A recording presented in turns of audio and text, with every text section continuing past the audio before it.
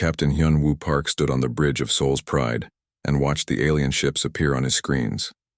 3 massive vessels dropped out of hyperspace, each one 10 times larger than his own ship. He kept his face calm, but his heart was beating fast. This was the moment Earth had been waiting for. "Sir, they're sending a message," said his communications officer, Lieutenant Bo-ra Kim. Her voice was steady, but Hyun-woo could see her hands shaking slightly. "Put it through," he said. The main screen flickered and an alien face appeared. It had blue-gray skin, 4 eyes, and a mouth full of sharp teeth. When it spoke, the translator made its voice sound deep and commanding. "Unknown vessel, this is Commander Veltar of the Chroman Imperial Fleet. You have entered space controlled by the Galactic Coalition. State your identity and purpose." Hyun-woo straightened his uniform. Everything depended on the next few minutes. "This is Captain Hyun-woo Park of the Earth vessel Seoul's Pride. We come in peace, seeking contact with other intelligent life." There was a long pause. Hyun-woo could almost see the alien thinking. Finally, Veltar spoke again. "Earth, we have no records of your world or species. How many vessels do you possess?" This was the crucial question. Hyun-woo had practiced this answer hundreds of times. "We have 12 ships total. This is one of our largest." On the alien's face, Hyun-woo saw something that looked like amusement, maybe even pity. 12 ships? For your entire species?" "Yes, Commander. We are still learning to build spacecraft. Our technology is basic." Veltar's expression changed to what humans might call a smirk. "I see. Well, Captain Park, you are fortunate. The Galactic Coalition protects peaceful species. We will escort you to our diplomatic station." As the alien ships moved into formation around Seoul's Pride, Hyun-woo allowed himself a small smile. The first part of the plan was working perfectly. 3 days later, Ambassador Jinna Lee sat across from 5 alien representatives in a meeting room that was bigger than most buildings on Earth. At least, that's what the aliens thought. The truth was very different, but Jinna kept that to herself. The aliens were impressive in their own ways.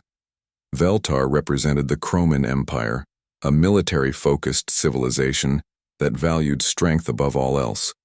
Next to him sat Kethnos, a being made of living metal from the Silicon Collective. High Arbiter Luxandra was a tall, crystal-like creature whose body caught and reflected light in beautiful patterns. Fleet Marshal Varadin looked like a cross between a squid and a shark, his tentacles moving constantly as he spoke. Finally, there was Supreme Chancellor Corinvel, who looked almost human except for his pale purple skin and completely black eyes. "Ambassador Lee," said Chancellor Corinvel, his voice carrying the authority of someone used to being obeyed, "we have reviewed the information about your species. Earth has a population of 8 billion, correct?" Jinna nodded. "That's right, Chancellor. We are a young species still learning about the galaxy." "And you have only 12 spacecraft?" asked Fleet Marshal Varadin, his tentacles twitching in what might have been amusement. "Yes, Marshal. We've only recently developed faster-than-light travel. These ships represent years of work for our entire civilization." High Arbiter Luxandra made a sound like wind chimes. The translator interpreted it as laughter. "How quaint. Tell me, Ambassador, what do you hope to gain from contact with the Coalition?" Jinna had prepared for this question too. "We hope to learn from you. Your civilizations are clearly far more advanced than ours. We would be grateful for any guidance you could offer." The aliens exchanged glances. Jinna could almost read their thoughts. Here was another primitive species barely worthy of notice. Exactly what Earth wanted them to think. Veltar leaned forward. "The Coalition has a program for species like yours. We call it protected status. You would be under our guidance and protection while you develop." "What would that involve?" Jinna asked, though she already knew the answer. "Your military activities would be supervised by Coalition advisors," explained Kethnos, his metallic voice emotionless. "Your expansion into space would be carefully managed. In return, we would protect you from hostile forces and share some basic technologies." Jinna pretended to consider this. "This is a generous offer. I would need to consult with my government, of course." "Of course," said Chancellor Corinvel. Take all the time you need. A decision this important should not be rushed. As the meeting ended and Jinnah was escorted back to her quarters, she activated a small device hidden in her clothing. Miles away, in a facility that the aliens didn't know existed, her message was received and decoded. Director Tai Min Kim read the report with satisfaction. Everything was going according to plan. He turned to his aide, Colonel Minseo Yang, who was analyzing data from the diplomatic meeting. What do you think of their technology? He asked. Minseo looked up from her screens. Impressive, but not impossible to counter. Their shields operate on a frequency we've already learned to disrupt. Their weapons are powerful but predictable. Most importantly, they're overconfident. Taemin nodded. Good. And their tactical analysis? They think we're harmless, Minseo replied. Commander Veltar's report describes us as barely space-capable primitives with no military value. Marshal Varidin thinks we might be useful as scouts or support personnel, but nothing more. Perfect. Taemin walked to the window of his office. Outside, he could see the lights of New Geneva, one of humanity's first off-world colonies. The aliens had no idea it existed. They thought Earth was humanity's only world. In reality, humans had been expanding into space for over 50 years. They had colonies on 43 worlds, hidden bases throughout the galaxy, and a population that exceeded 50 billion. The 12 ships the aliens had seen were just the tip of an iceberg that stretched far deeper than any of them could imagine. Far out in the Kuiper Belt, Admiral Su-Jin Choi watched her crews put the finishing touches on the newest additions to humanity's real fleet. The shipyard was massive, hidden behind a field of asteroids and protected by technology that made it invisible to alien sensors. Admiral, said Captain Jae-hoon Ryu, approaching her with a datapad. The new Sol is ready for its final tests. All systems are operating within normal parameters. Su-Jin looked at the ship through the observation window. It was beautiful and terrible at the same time. The new Sol was 3 times larger than the biggest coalition dreadnought, armed with weapons that could crack a planet's crust, and protected by shields that could absorb the full output of a star. Good, she said. How many ships are ready? For deployment? 1,500 in the first wave, Admiral. Another 3,000 in various stages of completion. Su-Jin smiled. The aliens thought humanity had 12 ships. In reality, they had built an armada that could conquer half the galaxy if necessary, but conquest wasn't the plan, not yet anyway. Keep them hidden for now, she ordered. Our friends in the coalition aren't ready to see our real face. Back on the diplomatic station, Jinnah Lee met with the coalition representatives again. This time, she had Earth's answer. My government has carefully considered your generous offer, she said. We accept protected status with gratitude. We hope to learn much from your guidance. The aliens looked pleased. Another primitive species brought into the fold. Another potential problem solved before it could become dangerous. Excellent, said Chancellor Corinvel. We will begin the integration process immediately. Coalition advisors will be sent to Earth to help establish proper protocols. As the meeting ended, and the aliens congratulated themselves on another successful first contact, none of them noticed the small smile that played across Jinnah Lee's lips. Earth had just convinced the galaxy's most powerful alliance that humanity was weak, primitive, and harmless. It was the greatest deception in galactic history, and it was only the beginning. In the depths of space, hidden fleets waited in silence. On secret worlds, billions of humans prepared for what was coming. And in the shadows, intelligence networks that had been mapping coalition space for decades continued their patient work. The galaxy thought it had found another species to protect. In reality, it had just encountered the most dangerous predator in the known universe. And the predator was just getting started. 6 months had passed since humanity joined the Galactic Coalition as a protected species. Captain Junho Nam stood on the bridge of his ship, the Busan Runner, and watched the stars drift by. His vessel was one of the 12 ships the aliens knew about, designed to look old and patched together. In reality, It was far more advanced than it appeared. "Captain," said his tactical officer, Lieutenant Eugene Park, "we're receiving a distress signal. 3 ships under attack by pirates." Junho frowned. The timing was suspicious.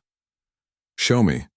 The main screen displayed 3 alien vessels being fired upon by what looked like Kroman raiders. The attacking ships had the right markings, but something felt wrong about the whole situation. "Sir," said his communications officer, "the attacked ships are requesting immediate assistance. They claim their engines are damaged." Junho knew this was a test. The Kroman Empire was known for testing new coalition members, seeing how they responded to danger. They probably expected him to call for help or run away. Instead, he smiled. "All hands, prepare for combat. Set course for the battle." His crew looked surprised. They had been told to act like frightened newcomers, but Junho had received special orders from Earth. It was time to show a little of what humans could really do. The Busan runner approached the battle at what appeared to be maximum speed. The 3 Kroman raiders turned their attention to the new arrival, seeing an easy target. Their leader, War Commander Vextai, opened a communication channel. "Small ship, this is none of your concern. Leave now or be destroyed," Junho responded calmly. "This is Captain Nam of the Earth vessel Busan Runner. Release those ships and surrender." The Kroman burst into laughter. 1 small human ship against 3 Kroman raiders? It was almost insulting. "Your bravery is noted, human," said Vextai, "but your stupidity will be your death." The 3 raiders opened fire at once. Their plasma cannons lit up space as they targeted the human ship. But Junho was ready. "Evasive maneuvers," he ordered. "Pattern 7. The Busan runner suddenly moved like no ship the Kroman had ever seen. It twisted and spun through space, dodging plasma bolts by inches. The ship's movements looked desperate and random, but they were actually carefully calculated. "Return fire," Junho said quietly. The Busan runner's weapons were disguised to look primitive, but they hit with surprising accuracy. The first Kroman ship lost its shield generators. The second found its weapon systems disabled by a precisely targeted EMP burst. "Impossible," muttered Vextai. "How can they be so accurate?" But the real surprise came when Junho ordered his most dangerous maneuver. "Full speed ahead, ramming course." The Kroman couldn't believe what they were seeing. The human ship was accelerating directly toward Vextai's vessel, apparently planning to ram it. Kroman ships were built for war, but ramming attacks had been abandoned centuries ago as too primitive and dangerous. "He's insane," said Vextai's tactical officer. "Pull back." But it was too late. At the last second, the Busan runner fired every weapon it had directly into the Kroman ship's hull. The combined impact of the energy weapons and the physical collision sent Vextai's ship spinning out of control. The 3rd Kroman raider tried to escape, but Junho was ready for that too. His ship somehow managed to change direction instantly, something that should have been impossible. A final volley of weapons fire disabled the fleeing vessel. In less than 10 minutes, 1 human ship had defeated 3 Kroman raiders. Across the galaxy, war leader Zekmoth watched the battle recordings with growing interest. He was one of the most experienced military commanders in the Kroman Empire, and he had never seen anything like this. The human tactics were completely unexpected. Instead of trying to match the Kroman ships in firepower, they had used speed, accuracy, and pure audacity. The ramming attack especially intrigued him. It was both primitive and brilliant at the same time. "Analysis," he said to his aide. "The human ship should have been destroyed in the first exchange of fire," the aide replied. "Their victory appears to be the result of superior piloting, creative tactics, and exceptional luck." Zekmoth wasn't convinced. He had fought enough battles to know the difference between luck and skill. "What about their technology?" "Primitive compared to ours, war leader. Their weapons are basic plasma cannons. Their shields are simple energy barriers. Their ship appears to be a converted civilian vessel." But Zekmoth was thinking about something else. The way the human ship had moved, the precision of its attacks, the timing of every maneuver. It all suggested careful planning and extensive practice. "Send a message to Earth Command," he ordered. "I want to meet with this Captain Nam." Meanwhile, in the Coalition's Central Command, the reaction was very different. High Arbiter Luxandra reviewed the battle report with what humans would recognize as annoyance. The humans acted without authorization, she said to the assembled Coalition leaders. They should have requested support and waited for proper military units to handle the situation. Fleet Marshal Varidan's tentacles writhed with what might have been agreement. Their tactics were crude and dangerous. Ramming attacks went out of style millennia ago. Supreme Chancellor Corinvel nodded slowly. While we must commend their courage, we cannot allow protected species to take such risks. They could have been destroyed. Perhaps, said Commander Veltar, but they achieved victory. Against 3 Croman ships, no less. Lucky hits and desperate moves, dismissed Luxandra. Nothing more. But in a secure facility on Earth, Director Taemin Kim was reading a very different report. Colonel Min Seo Yang stood beside him, analyzing every detail of the battle. Perfect execution, she said. Captain Nam followed the plan exactly. He showed enough skill to be impressive, but not enough to be threatening. What about the Croman response? Mixed. Most of their leadership dismisses it as primitive luck. But war leader Zekmoth is asking questions. He wants to meet with Captain Nam personally. Taemin considered this. Zekmoth was dangerous because he was smart. Unlike most coalition leaders, he might see through the deception if they weren't careful. Allow the meeting, he decided, but make sure Captain Nam understands his role. 2 weeks later, Junho found himself aboard a Croman battleship, face-to-face with war leader Zekmoth. The alien was impressive, nearly 8 feet tall, covered in natural armor plates with 4 arms and eyes that seemed to see everything. Captain Nam, Zekmoth said in surprisingly good English. Your recent battle was interesting. We did what we had to do, Junho replied carefully. Those ships were in danger. Yes, but your methods were unusual. The ramming attack, for example. Very bold. Junho shrugged. Our weapons weren't powerful enough to penetrate their armor. I thought physical impact might work better. Zekmoth studied him carefully. And the precision of your other attacks? Your ship moved like it had done this before. This was the dangerous moment. Junho had to sell the lie perfectly. We practice a lot. Earth doesn't have many ships, so we have to make each one count. Every pilot trains constantly in simulation. Simulation of what? Your species has no experience with space combat. Junho smiled. We learn from coalition training programs. We study every battle recording we can find. When you only have 12 ships, you have to be very careful. It was a good answer. It explained human skill while reinforcing the idea that Earth was weak and limited. Zekmoth seemed to accept it, though Junho could see the alien was still thinking. Your courage is admirable, Zekmoth finally said. But courage without strength is dangerous. Perhaps the Croman could provide additional training for your pilots. That would be very generous, Junho replied. We have much to learn. As the meeting ended, both sides felt they had learned something important. Zekmoth believed he had met a brave but limited species that might one day become useful allies. Junho knew he had successfully maintained the deception while planting seeds of respect in Croman minds. But in the deepest parts of space, where no coalition sensors could reach, the real truth was becoming clear. Admiral Sujin Choi watched as her engineering crews completed work on another batch of warships. Each vessel was a masterpiece of technology and design, incorporating lessons learned from decades of secret observation. Admiral, reported Captain So-Young Park, reconnaissance teams have mapped another 12 coalition systems. We now have detailed intelligence on their defensive positions throughout the eastern spiral arm. Sujin nodded.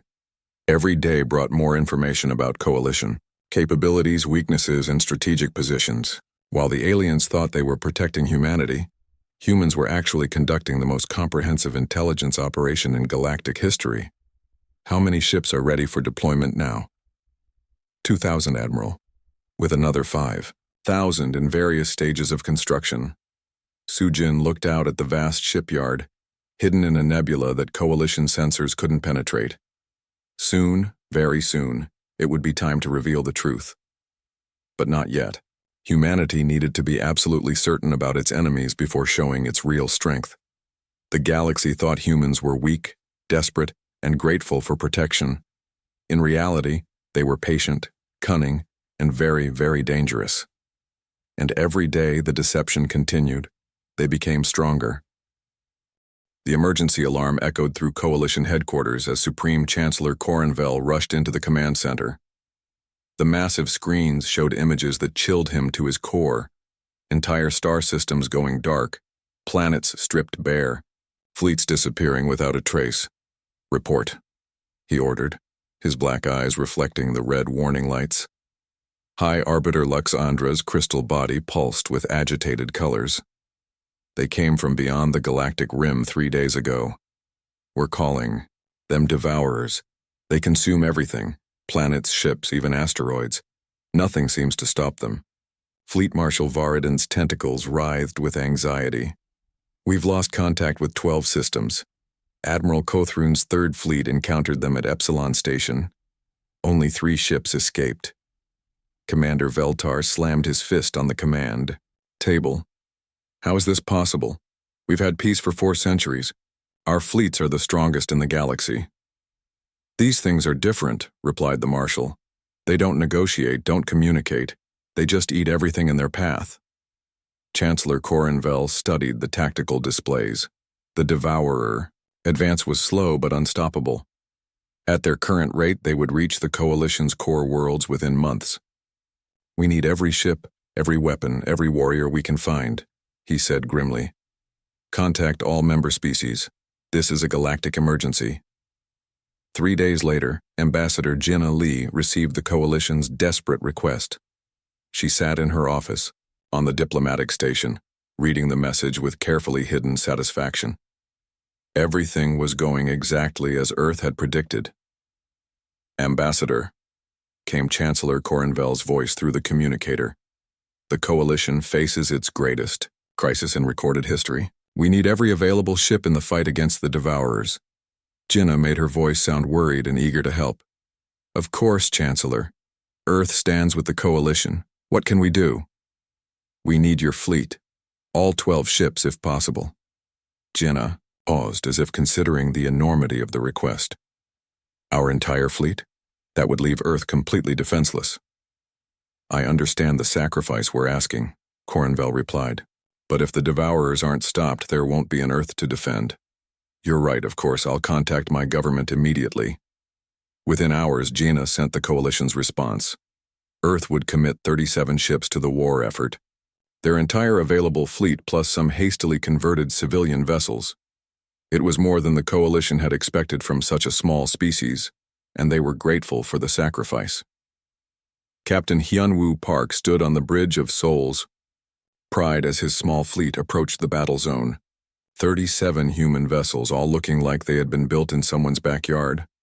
Converted cargo ships, modified passenger liners, and a few actual military vessels that seemed held together with hope and determination. "Sir," said Lieutenant Bora Kim, "we're receiving Coalition fleet positions. Admiral Kothrun wants us to take position in the rear support area." Hyunwoo nodded. "Understood. Tell the Admiral we're ready to assist however we can." The human fleet took its assigned position behind the main Coalition battle line.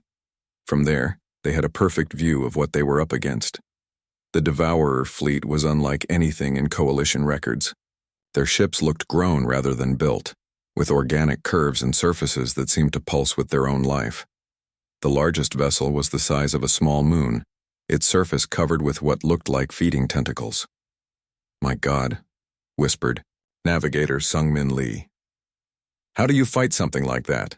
Hyunwoo kept his expression calm, but inside he was taking notes on everything he saw. The shape of the enemy ships, their movement patterns, their weapon signatures, all valuable intelligence that would be transmitted back to Earth through hidden quantum channels. The battle began badly for the Coalition. Their traditional formations and tactics perfected over centuries of warfare proved useless against an enemy that fought like a living organism. Devourer ships swarmed over Coalition vessels, literally consuming them from the inside out. Human fleet, Admiral Cothrune's voice crackled over the communication system. "Move forward and assist the 3rd Squadron. They're being overrun." Yanwu hesitated just long enough to seem reluctant, then ordered his ships forward. The human vessels moved toward the combat zone, their weapons firing at maximum range. But it was clear from the start that they were outmatched. Human plasma cannons barely scratched the Devourer ship's organic armor. Their shields held for minutes instead of hours. One by one, human vessels began taking critical damage. "Soul's Pride is hit," reported the damage control officer. "Hull, breach on deck 7 through 9. Life support failing in section C." "Busan Runner is requesting permission to withdraw," added the communications officer. "They've lost main power and half their weapons." Hyunwoo made the decision he had been ordered to make. "All ships execute emergency withdrawal. Fall back to the rally point." The human fleet limped away from the battle, several ships barely functional. To Coalition observers, it looked like another brave, but ultimately futile gesture by an inferior species. "The humans tried their best," Admiral Cothrune reported to Coalition Command. "But their technology simply isn't adequate for this level of combat. We've lost 8 of their ships with most of the others damaged." High Arbiter Luxandra's response was predictable. "Brave but foolish. We should not have asked such primitives to face an enemy like this." But thousands of light years away in a facility that didn't officially exist, Captain So-Young Park was analyzing every second of the battle. Her stealth ship had been hidden in the combat zone, recording everything, with sensors far more advanced than anything the Coalition possessed. "Fascinating," she said to her science officer, Dr. Yoon Ji-han. "The Devourers aren't using traditional energy weapons. They're manipulating matter at the molecular level. Can our shields handle it?" "Easily. Our adaptive barriers can adjust to counter this type of attack. The real question is their command structure." So-Young studied the tactical displays. "Look at the movement patterns. They're coordinated, but there's a delay between the large ship's orders and the smaller vessel's responses. That suggests a central command node." Dr. Han nodded excitedly. "If we could disrupt that command link, the entire swarm would lose coordination." "Exactly." So-Young smiled. "Send this data to Admiral Choi immediately, and prepare a full tactical analysis for Director Kim." Back on Earth, Director Tae-min Kim read So-Young's report with growing satisfaction. The Devourers were dangerous but not invincible. More importantly, they were exactly the kind of enemy that would justify what was coming next. "Status report," he said to Colonel Min Seo-Yang. "The Coalition believes we've lost 8 ships and had most of the others damaged beyond repair," she replied. "They're no longer counting on human support for the war effort." "Perfect. What about our intelligence gathering?" "Complete success. We now have detailed scans of Devourer technology, Coalition battle tactics under extreme stress, and command protocols for their emergency response. Our analysis teams are identifying weaknesses in both sides." Taemin walked to his office window. Outside, the lights of humanity's secret civilization stretched to the horizon. Cities that the Coalition didn't know existed, populated by people who didn't officially exist, all working toward the same goal. "How long until the Coalition calls for our reserves?" "Within the week, sir. Their losses are accelerating and they're getting desperate. They'll ask us to commit any remaining ships we might have." "And when they do?" Colonel Yang smiled.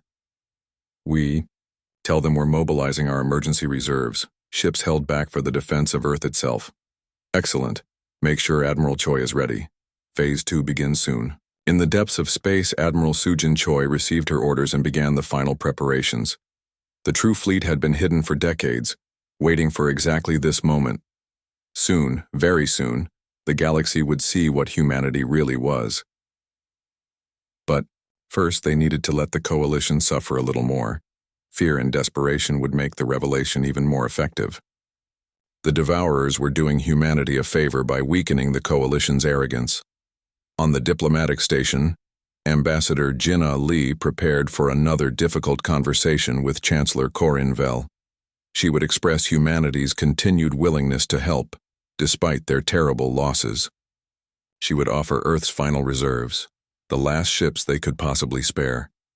The Chancellor would be grateful for humanity's sacrifice.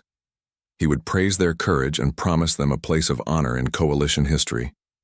And he would never suspect that the species he was protecting was actually the most dangerous predator the galaxy had ever known. The deception was almost complete.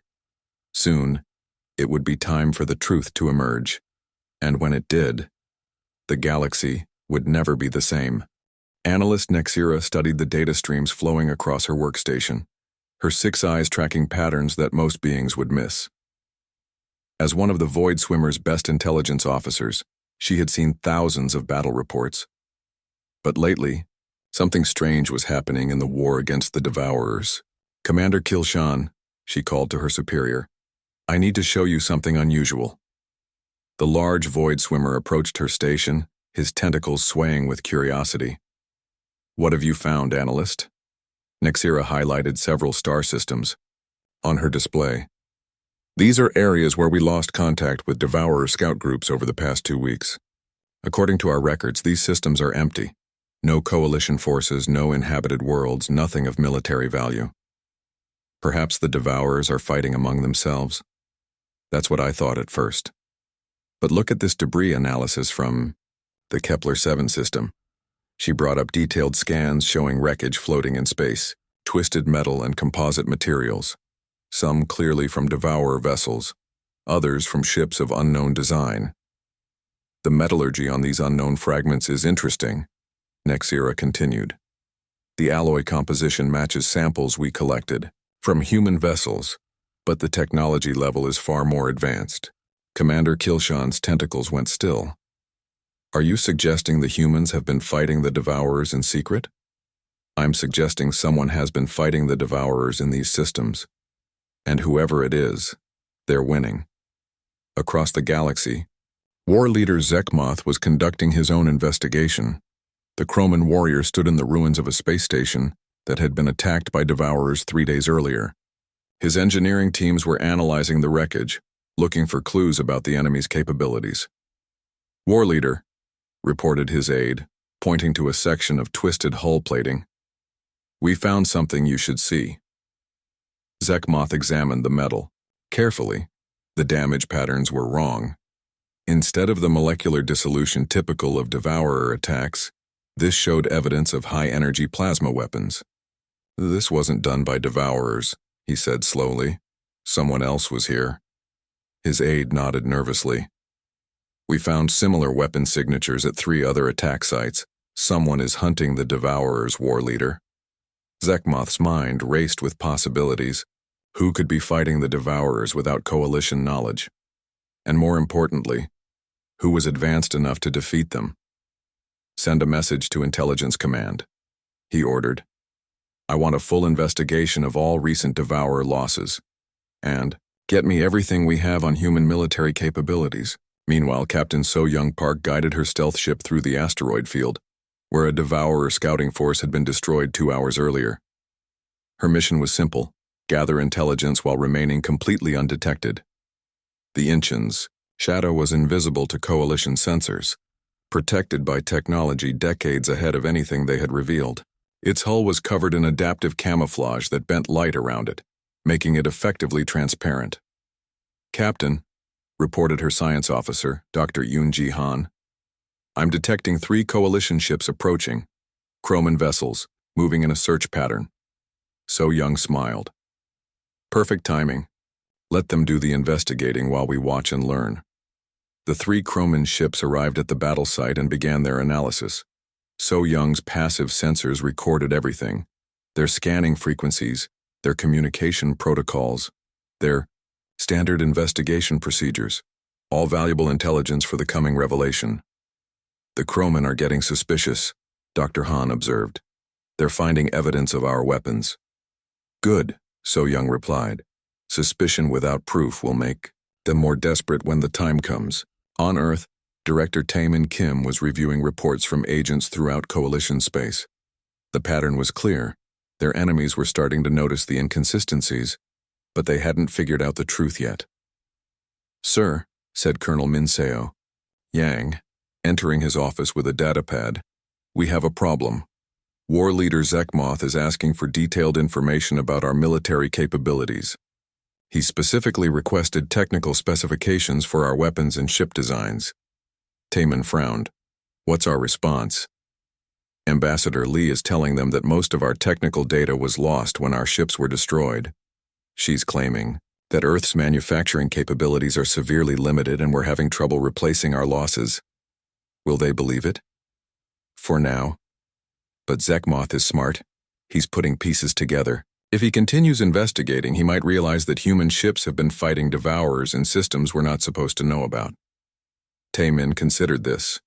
The plan had always included the possibility that some coalition leaders might become suspicious. In fact, they were counting on it.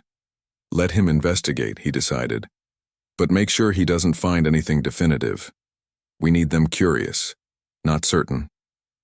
2 weeks later, the situation reached a critical point.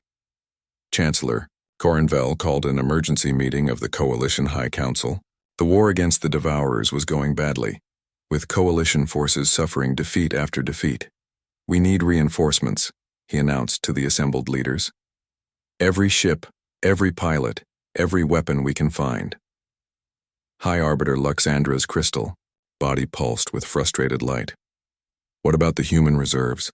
They mentioned having emergency ships held back for Earth's defense. Fleet Marshal Varadin nodded eagerly. Even a few dozen additional vessels might make a difference. Commander Veltar looked skeptical. Their ships barely lasted minutes in the last battle. What good will more of them do? Numbers matter, replied the Marshal.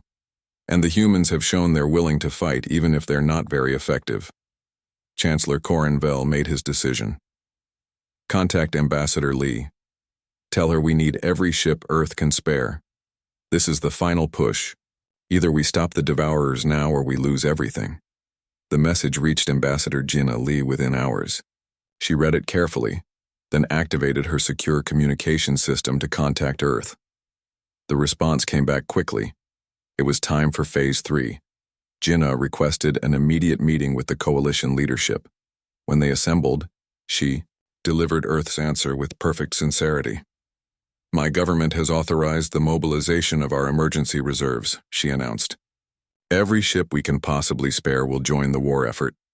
Chancellor Corinvel looked relieved. How many ships can you provide? Jinna paused dramatically. Our emergency fleet consists of vessels we hoped never to use. Many are old, some are experimental, others are barely space-worthy. But we can provide approximately 400 ships. The coalition leaders stared at her in shock. 400 ships? From a species that supposedly had only 12 vessels? 400? Repeated High Arbiter Luxandra. Where did they come from? Jinna had prepared for this question.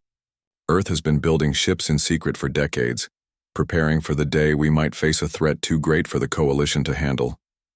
We didn't mention them because we hoped we'd never need to use them. It was a brilliant lie that contained just enough truth to be believable. Yes, Earth had been building ships in secret. No, they hadn't mentioned them. But the numbers were still far from the real truth. Fleet Marshal Varadin's tentacles writhed with excitement. 400 ships could change everything. When can they be here? Within the week, Jinna replied. But I must warn you, these are not military vessels. Many are converted cargo ships and civilian transports. They won't last long in direct combat. Every ship helps, insisted Chancellor Corinvel. We're grateful for Earth's sacrifice. As the meeting ended, Jinna allowed herself a small smile. The coalition thought they were getting 400 primitive ships crewed by desperate humans. In reality, they were about to witness the first glimpse of humanity's true power. Bert, out in the Kuiper Belt, Admiral Sujin Choi received her final orders. It was time to begin the revelation. The true fleet would emerge from hiding, but gradually. First, they would send 400 ships that looked primitive but fought with surprising effectiveness. Then, as the war continued, they would reveal more and more of their capabilities. Admiral, reported Captain Jae-hoon Ryu, the first wave is ready for deployment. 400 vessels configured to match coalition expectations while demonstrating superior combat performance. Sujin nodded. Begin the operation, and Captain? Yes, Admiral? Make sure our ships look surprised by their own effectiveness. The coalition needs to think we're discovering our potential, not revealing it. The deception was entering its final phase. Soon, the galaxy would realize that the species they had been protecting was actually the predator they should have feared most. But by then, it would be too late to change the outcome. The war against the Devourers would be won. But the real question was what would happen afterward, when the coalition realized who their true protectors really were. The final battle for the galaxy began at Nexus Station, where 7 major hyperspace routes came together like spokes on a wheel. Supreme Chancellor Corin Vell stood on the bridge of the coalition flagship, watching the largest fleet in Galactic history prepare for war. Over 10,000 ships from dozens of species filled the space around the massive station. Chromin battleships bristled with weapons, Void Swimmer destroyers moved in perfect formation, and crystalline hegemony carriers launched thousands of fighter craft. It was an impressive sight, but Corinvell knew it might not be enough. Chancellor, reported Fleet Marshal Varadin, the Devourer fleet has been detected at the edge of the system. Estimated numbers, over 20,000 vessels. The bridge fell silent. Even with their combined forces, the coalition was outnumbered 2-1. And that was just what they could see. Intelligence suggested the Devourers had even more ships, hiding in hyperspace. What about the human reinforcements? Asked High Arbiter Luxandra. 400 ships holding position in the outer system, replied the Marshal. Captain Park requests permission to join the main battle line. Commander Veltar shook his head. Their ships won't last 5 minutes against the Devourer main fleet. Keep them in reserve for rescue operations. Admiral Cawthron agreed. The humans have shown courage, but this battle requires experienced warriors with proven technology. As if summoned by their words, the Devourer fleet emerged from hyperspace like a plague of locusts. Their organic ships writhed through space, led by a massive queen ship that dwarfed even the largest coalition dreadnought. The sight of it made seasoned warriors nervous. All ships, Chancellor Corinvell broadcast across the fleet. This is our final stand. Fight with honor, fight with courage, and fight for the survival of everything we hold dear. The battle began with a thunderous exchange of fire that lit up the entire system. Coalition ships launched everything they had: plasma cannons, quantum, torpedoes, graviton beams, and exotic weapons that bent reality itself. For a moment it looked like they might succeed. But the Devourers had learned from previous encounters. Their ships absorbed the energy attacks and converted them into fuel for their own weapons. Coalition shields, designed to stop traditional weapons, crumpled under the molecular disruptors that ate matter at the atomic level. We're losing ships faster than we can count them, reported Tactical Officer Zendara. The Third Fleet has lost 60% of its vessels. The Fifth Fleet is completely destroyed. Admiral Cawthron's voice crackled over the communication system. All ships fighting withdrawal to Rally Point 7. We need to regroup, and his transmission cut off abruptly as his flagship exploded under Devourer fire. Sir, the communications officer called to Chancellor Corinvell. We're receiving signals from the human fleet. Captain Park is requesting permission to engage. Denied, snapped Commander Veltar. Their ships are no match for this enemy. But even as he spoke, something strange was happening in the outer system. Space itself seemed to ripple and bend, as if reality was having trouble deciding what was real. Chancellor, the sensor operator called out. I'm detecting massive energy signatures throughout the system. Sources unknown. Elaborate. Sir, it's like there are thousands of ships out there that we can't see. But that's impossible. Then, in a moment that would be remembered throughout galactic history, the impossible became reality. Across the entire Nexus system, space began to reveal its secrets. What had appeared to be empty void suddenly filled with ships, not hundreds, but thousands upon thousands of vessels that materialized as their cloaking systems deactivated. The human fleet was not 400 converted cargo ships. It was the most advanced armada the galaxy had ever seen. Captain Hyunwoo Park, now revealed to be Admiral Hyunwoo Park, opened communication channels to every ship in the system. This is Admiral Park of the Human Defense Force. All Coalition vessels, you are now under our tactical command. Follow our lead and we will show you how this war ends. The Coalition leaders stared in shock at their displays. The new human ships were massive, sleek, and radiating energy signatures that made Coalition dreadnoughts look like toys. At the center of the formation, a ship 3 times larger than anything in the Coalition fleet announced itself as the new Sol. "This is impossible," whispered High Arbiter Luxandra. "Where did they come from?" Admiral Soo-Jin Choi's voice answered her from the new Sol's bridge. "We've been here all along, Arbiter. You just weren't ready to see us." The battle that followed was unlike anything in recorded history. Where Coalition forces had fought with honor and established tactics, the humans fought with terrifying efficiency and creativity that bordered on art. Captain Jae-hoon Ryu commanded a squadron of ships that seemed to phase in and out of normal space, striking at Devourer command nodes with surgical precision. Commander Yujin Kang led fighters that moved like they were dancing, weaving through Devourer swarms and leaving destruction in their wake. But it was the humans' understanding of their enemy that proved most devastating. While Coalition forces had been trying to match the Devourers in raw firepower, humans had spent months studying their true weakness. "All ships," Admiral Soo-Jin Choi broadcast, "target the Queen ship's communication array. Coordinates are being transmitted now." Captain Mi-young-jung piloted a ship that transformed before the Coalition's eyes, reconfiguring itself from a destroyer into what looked like a massive siege weapon. Her target was a specific point on the Queen ship's hull that Coalition sensors had dismissed as unimportant. The shot that ended the war lasted exactly 3 seconds.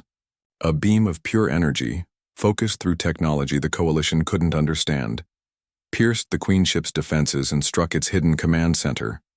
The effect was immediate and absolute. Across the entire Devourer fleet, ships suddenly stopped their coordinated movements. They drifted helplessly as their hive mind connection was severed, leaving thousands of vessels without purpose or direction. "Impossible," breathed War Leader Zekmoth from his battleship. "How did they know where to target?" Admiral Chang Ho-yoon answered from his command ship.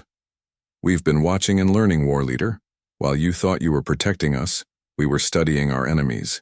Every battle, every encounter, every piece of data, we used it all."